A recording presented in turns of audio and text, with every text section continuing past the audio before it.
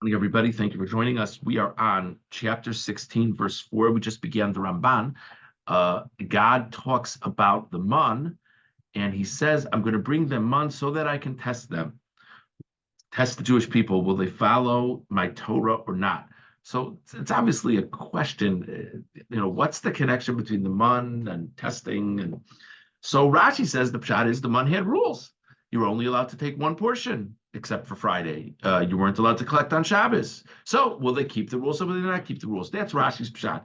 So we're right at the beginning of this Ramban, just 2 or 3 lines into the Ramban. It's not the first Ramban in the pasuk. I believe it's the second Ramban, maybe even third Ramban on the pasuk.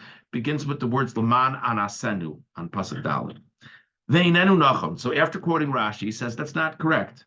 Aval hu kamosha amar hamachilcha man bamidbar asher lo yadun avosecha l'man anoscha u'leman nasosecha lehitivcha be'acharisecha. The Ramban says this is not the only pasuk in Chumash that uses a language of testing in the context of the man. In Sefer Dvarim, when it talks about all the good things God did for the Jewish people, it says that He gave you man in the desert that your fathers never knew of, to afflict you and to test you, to ultimately do good for you. What does this mean here? Says the Ramban, Kinisayonu, the test is, Shelo yeh biyadam mazon. They won't have food. V'lo yiru lahem eitzav hamidbar rak haman. And the only possible thing they could eat is the man. Shelo yadu mitchila mahu. And they had never seen this man before. V'lo shamu me'avosam. And they didn't know of it from their fathers. V'yorid lahem dvar yom biyomo. And all of a sudden it comes daily. V'yiravu love, and they have great anticipation for it. V'im kol zeh shamu lalechas achrei Hashem bamidbar lo mekom lechem.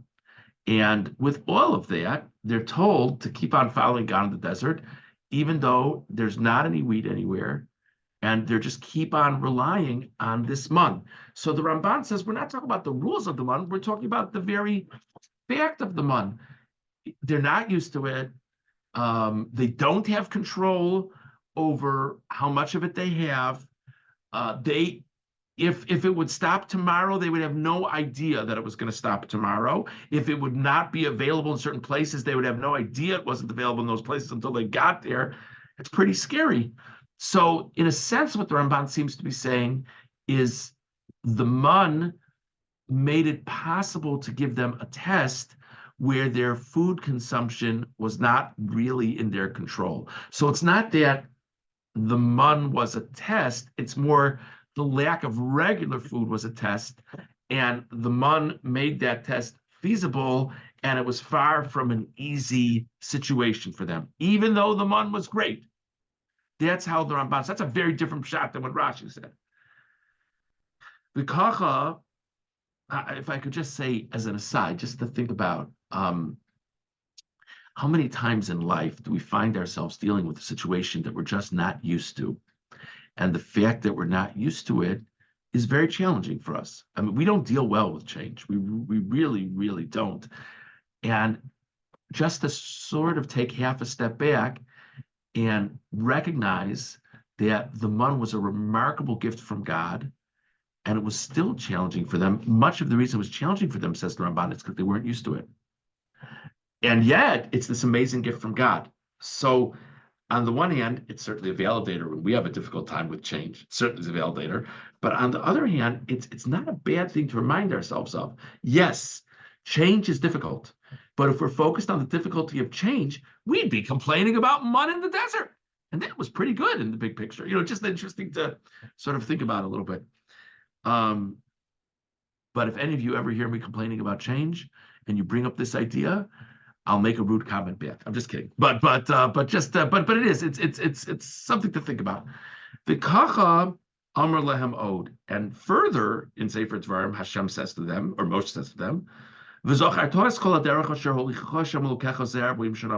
remember all of the path that God guided you on these 40 years in the desert, L'man anoscha, to cause you difficulties, L'nasoscha, to test you, Lodas is asher b'lvavcha asishmor mitzvosavim lo, to know what's in your heart, will you keep his mitzvos or not? God could have guided them along the city paths that was in their vicinity, and instead he brought them to the desert. Nachash, Saraf, Viakrav, there's all these dangerous creatures there. Snakes, scorpions. And they're still dependent on this daily man coming from the heavens. To test them and to do good for them in the end, meaning this experience of having the man is a test, but it's a test that's good for them. Why? Because this test of faith will strengthen their faith in God, because they will have so many difficult circumstances. It will be so much easier for them if they could just go to places of civilization that would be normal, with normal food and everything normal and not as dangerous. And yet God takes them through the desert like this, which in the short run is distressing to say the least, but in the long run strengthens their faith in him. And that's also really interesting to think about when we think about challenges. Okay, skipping a couple of lines. Varav Amar B'Mora Anavuchim, the Rambam explains, Ladas Kol Yodea Ulnasos Hayesh Toeles Bavodas Hakil. Actually, the Rambam explains that the meaning of to test you is not God is giving you a test, which is how we've been explaining it. The Rambam says it's to give you the opportunity to run a test, to ask yourselves, is there a benefit in serving God? In other words, that see what's happening, see in the desert, God is giving you all of these things, and ask yourself, would God be giving you the man if you weren't serving him? So this is a great test set for you to learn from. The Ramban says to that, so the language is difficult then, according to the Ramban. The Ramban is saying that the Rambam's perspective, it's the language in the pasuk is difficult. It says to test you, doesn't say so that you can run a test to know. So it's difficult. Lo hiskir kan rak dvar aman, shehu himtir, shehu alechem shehimtir lahem. Well, I think at this point we'll go on to the next thing, but it's just an interesting. So we have Rashi says the test is will you keep the laws associated with the man or not? The Ramban says the test is the whole circumstance is so challenging and so stressful. How will you deal with being compelled to just have faith in God and things that you're not even used to? And the Rambam says you can run a test to see the benefits and rewards of serving God in the fact that you received the money. All interesting ideas. Sforno says something totally different. If you see, it's the second Sforno on Pasuk Dalad. L'mana nasenu hayilish b'sorasi. Kishigia misparnes shalo b'tzar. I am going to make this so easy for you, says God. You're not going to have to work. You're not going to have to work the land. You're not even going to have to wait in line at the grocery store. It's all just going to come to you so easily and so quickly. Can you observe my Torah when you don't have other stresses in life? Very different shot. So the test is, I'm putting the ball on the tee for you. No other challenges, no other difficulties. Are you going to live your lives correctly? Very different shot. And finally, I want to see a little bit of the Kliyakar. First Kliyakar on Pasuk Daled. L'mana nasenu hayelech b'sarasim lo. So he starts off by citing Rashi, Pirish Rashi, Mishra mitzvah satzliyos po, shlo yosir mimenu v'lo yetzu b'shavas loko. The Rashi says the test is will they keep the laws associated with the month. Says the Kliyakar.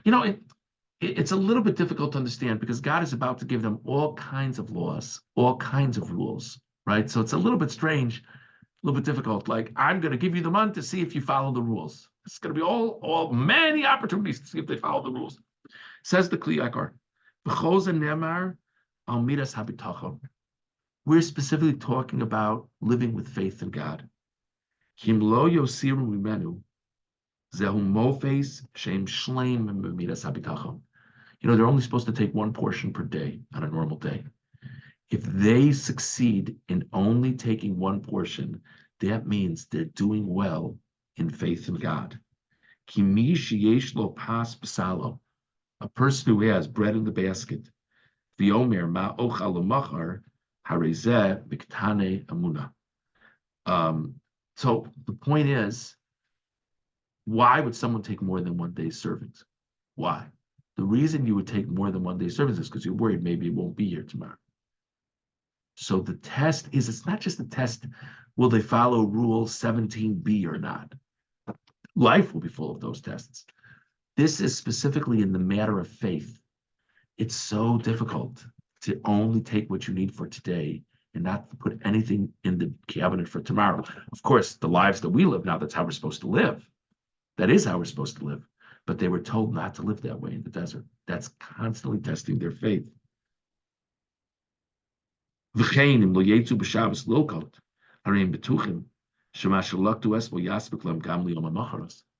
they don't go out on Shabbos, then they're living with faith that whatever they took yesterday is going to be enough. Even though I just want to remind you, if there ever was anything left over, it would deteriorate. So it's a little scary to just assume it's going to be good and not go out to gather on Shabbos. If they can keep these specific rules about this specific challenge appropriately, then we can be confident they'll follow my Torah. If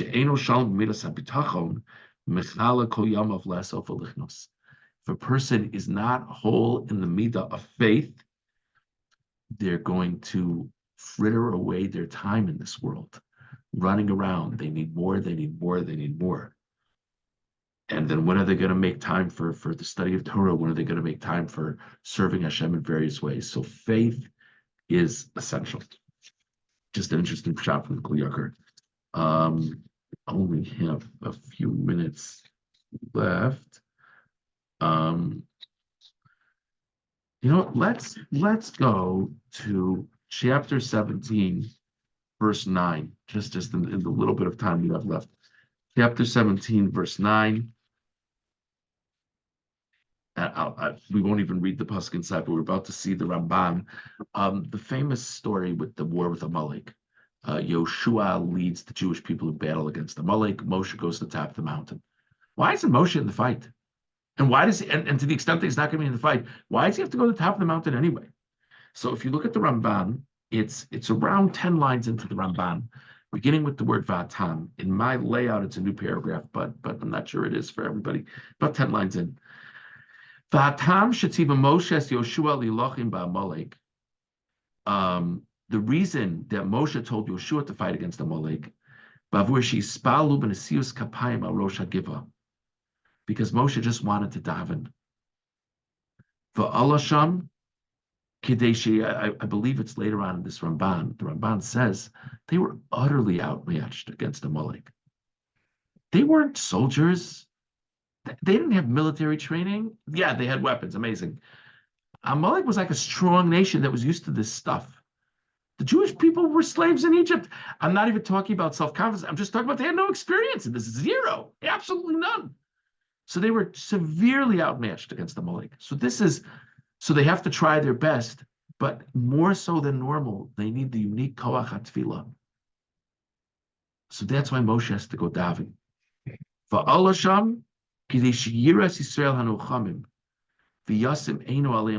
really neat to think about. Moshe Rabbeinu goes to the top of the mountain so he can see them. And he can cast a positive eye on them. Presumably what it means is as he sees them, that will impact his ability to daven for them. He'll be imagining, these are people that he knows. It's different. Forgive me for bringing it up, but we could daven for the Chayalim in Israel, or we could see pictures of Chayalim.